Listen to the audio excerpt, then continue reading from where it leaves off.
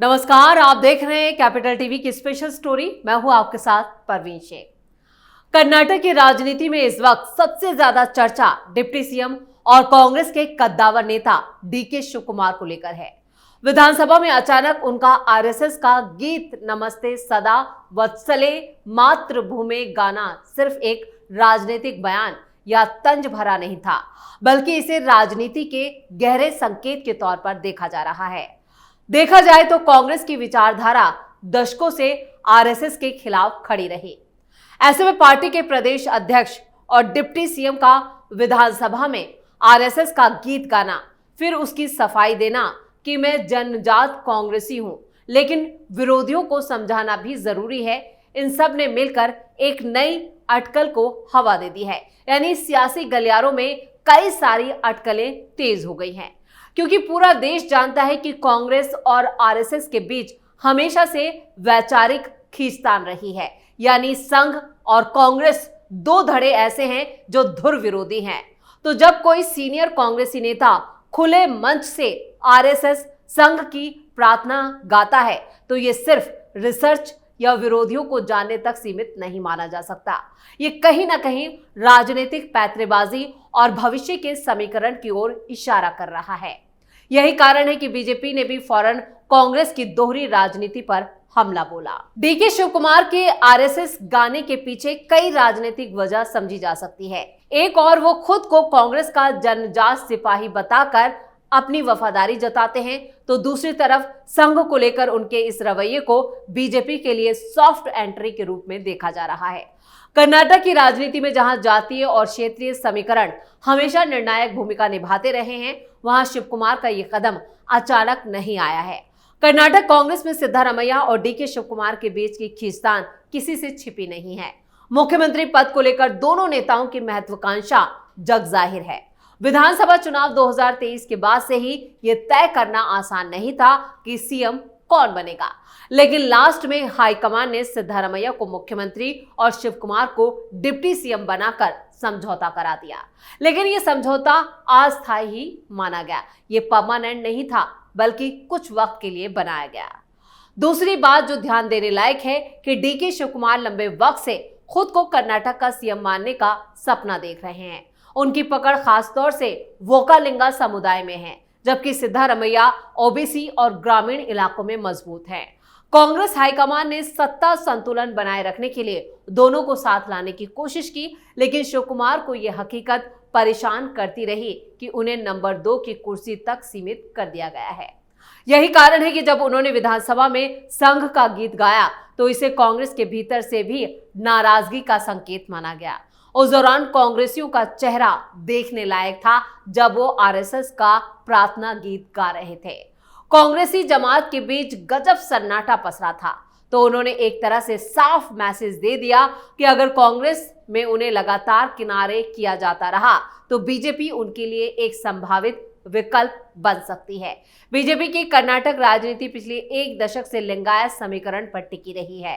BS Yediyurappa ने BJP को राज्य में खड़ा किया और येदुरप्पा को लिंगायत समुदाय का सबसे बड़ा नेता माना जाता है, लेकिन उम्र और स्वास्थ्य कारणों से येदुरप्पा अब सक्रिय राजनीति से पीछे हट चुके हैं। उनके बेटे विजेंद्र को पार्टी ने आगे बढ़ाया, लेकिन अभी उनका राजनीतिक स्तर उस ऊंचाई तक नहीं पहुंचा है कि पूरे राज्य में वह अपने दम पर प्रभाव डाल सके। बीजेपी की सबसे बड़ी चुनौती यह है कि कांग्रेस ने पिछली बार विधानसभा चुनाव में गुरु शिष्य योजना, मुफ्त बिजली और गारंटी स्कीमों के जरिए बड़े पैमाने पर जनता का भरोसा जीता।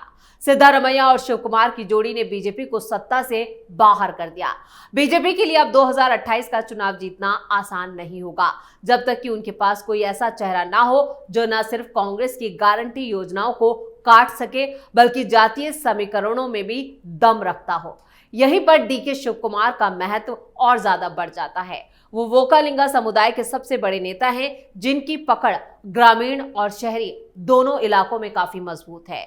अगर बीजेपी उन्हें अपने पाले में लेकर आती है, तो वो न सिर्फ वोकालिंगा वोट बैंक में सेंध लगा सकते हैं, बल्कि कांग्रेस की सबसे बड़ी राजनीतिक मजबूती को भी तोड़ सकते हैं। तो ये सहयोग नहीं हो सकता। विधानसभा में बीजेपी विधायकों के तंज के जवाब में शिव कुमार ने सीधे आरएसएस का गीत गा दिया। उन्होंने सहजता से आरएसएस की प्रार्थना की शुरुआती पंक्तियां दोहराई।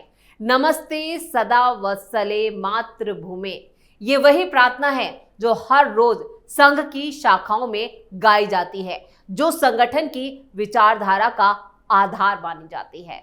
सोशल मीडिया से लेकर राजनीति के जानकारों का भी यही कहना है कि यह सिर्फ एक पॉलिटिकल स्टंट नहीं था, बल्कि शिव कुमार की तरफ से बीजेपी और आरएसएस को यह संदेश था कि मैं आपके संगठन को जानता हूं, आपके विचारों से वाकिफ हूं और जरूरत पड़ी तो आपके साथ भी खड़ा हो सकता हूं। दूसरी बात, कर्नाटक की राजनीति में जेडीएस यानी कि देवगौड़ा परिवार की भूमिका हमेशा किंग मेकर की रही है, लेकिन लगातार कमजोर होते जनाधार और कांग्रेस बीजेपी की बढ़ती जंग में जेडीएस अब पहले जैसी ताकतवर नहीं रह गई है। यही वजह है कि बीजेपी ने भी कई बार जेडीएस से हाथ मिलाकर सत्ता समीकरण साधा है। लेकिन अगर भविष्य में डीके शिव कुमार बीजेपी में शामिल होते हैं तो बीजेपी को वोकालिंगा समुदाय में जेडीएस की जरूरत नहीं रहेगी। इससे बीजेपी को दोहरा फायदा होगा। पहला, ये कांग्रेस कमजोर होगी। दूसरा फायदा ये होगा कि जेडीएस का अस्तित्व और भी सीमित हो जाएगा। अब इन सब राजनीतिक खींचतान के बीच एक और नाम तेजी से सामने आ रहा है। वो नाम है शशि थरूर। कांग्रेस के सीनियर सांसद और अंतर्राष्ट्रीय छवि वाले नेता थरूर को पार्टी हाईकमान लंबे वक्त से दरकिनार कर रहा है। केरल में उनकी पकड़ मजबूत है, लेकिन कांग्रेस ने उन्हें कई बार साइडलाइन कर दिया। हाल के दिनों में शशि थरूर के बयान बीजेपी और पीएम मोदी के पक्ष में ज्यादा नजर आए, चाहे वो ऑपरेशन सिंदूर के मसले पर विदेशों में भारत का पक्ष रखना हो या फिर संसद में संविधान संशोधन यानी कि 130वें संशोधन का समर्थन करना। थरूर ने बार बार ये दिखाया कि वो मोदी सरकार की नीतियों का खुलकर विरोध नहीं कर रहे हैं, बल्कि कई बार समर्थन भी कर रहे हैं। जब डीके शिव कुमार ने आरएसएस का गीत गाया, उसी समय बीजेपी प्रवक्ताओं ने ये तंज भी कसा कि कांग्रेस में राहुल गांधी को कोई गंभीरता से नहीं लेता। अब डीके शिव कुमार से लेकर शशि थरूर तक सभी नेता आरएसएस और बीजेपी को मान्यता देने लगे हैं। यानी एक बड़ा संकट कर्नाटक और केरल दोनों जगह कांग्रेस के सामने खड़ा होने वाला है। थरूर का ये रुख भविष्य में उनके भाजपा से जुड़ने की अटकलों को हवा देता है। बीजेपी के लिए थरूर एक अंतर्राष्ट्रीय चेहरा बन सकते हैं, जो अंग्रेजी बोलने वाले शहरी वर्ग और मिडिल क्लास को लुभा सकते हैं। दूसरी तरफ हाल के सालों में देश का हर जागरूक मतदाता ये बात समझने लगा कि कांग्रेस की सबसे बड़ी समस्या ये है कि उसके भीतर के महत्वाकांक्षी नेताओं को सही जगह और सम्मान नहीं मिल पा रहा है।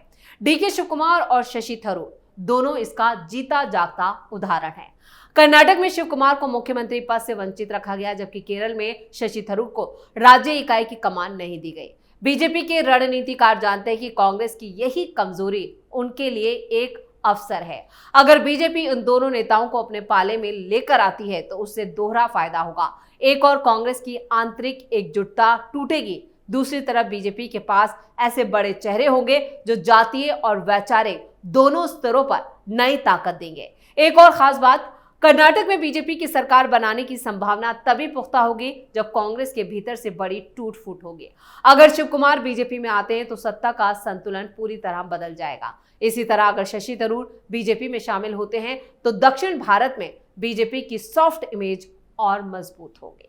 यानी कुल मिलाकर जो समीकरण अब उभर रहे हैं वो कांग्रेस के लिए घातक है। तो कुल मिलाकर देखें तो डीके शिव कुमार का विधानसभा में आरएसएस का गीत गाना महज एक सहयोग नहीं, यह उनके भीतर की राजनीतिक बेचैनी और भविष्य की रणनीति का संकेत है। कर्नाटक की राजनीति में अगर कांग्रेस के भीतर खींचतान बढ़ती है तो शिव कुमार बीजेपी के लिए सबसे बड़े अफसर बन सकते हैं। इसी तरह शशि थरूर का हाल के दिनों में बीजेपी को लेकर बढ़ता रुझान और मोदी सरकार की नीतियों पर उनका समर्थन ये दिखाता है कि कांग्रेस में उपेक्षित नेता बीजेपी के दरवाजे खटखटा सकते हैं। आने वाले वक्त में दक्षिण भारत की राजनीति में ये दो नाम यानी कि डीके शिव कुमार और शशि थरूर बीजेपी की रणनीति के गेम चेंजर साबित हो सकते हैं। दूसरी बात कि कर्नाटक और केरल जैसे राज्यों में बीजेपी लंबे वक्त से अपनी पकड़ मजबूत करने की कोशिश कर रही है। अगर ये दोनों नेता पार्टी में शामिल होते हैं तो बीजेपी को न सिर्फ कांग्रेस को कमजोर करने में मदद मिलेगी बल्कि दक्षिण भारत में सत्ता के नए समीकरण भी बनेंगे। कुल मिलाकर कर्नाटक केरल जो है वो पूरी तरह से दांव पर लगा हुआ नजर आ रहा है और ये दांव जो है वो कांग्रेस हारती हुई देख रही है। अगर इस मौके का भरपूर फायदा बीजेपी ने उठा लिया तो दो बड़े दिग्गज उनसे हाथ धो लेगी कांग्रेस पार्टी। तो इस स्पेशल स्टोरी में इतना ही। वीडियो कैसा लगा कमेंट करके अपनी राय जरूर दें। वीडियो को लाइक करें, शेयर करें और कैपिटल टीवी को सब्सक्राइब जरूर करें।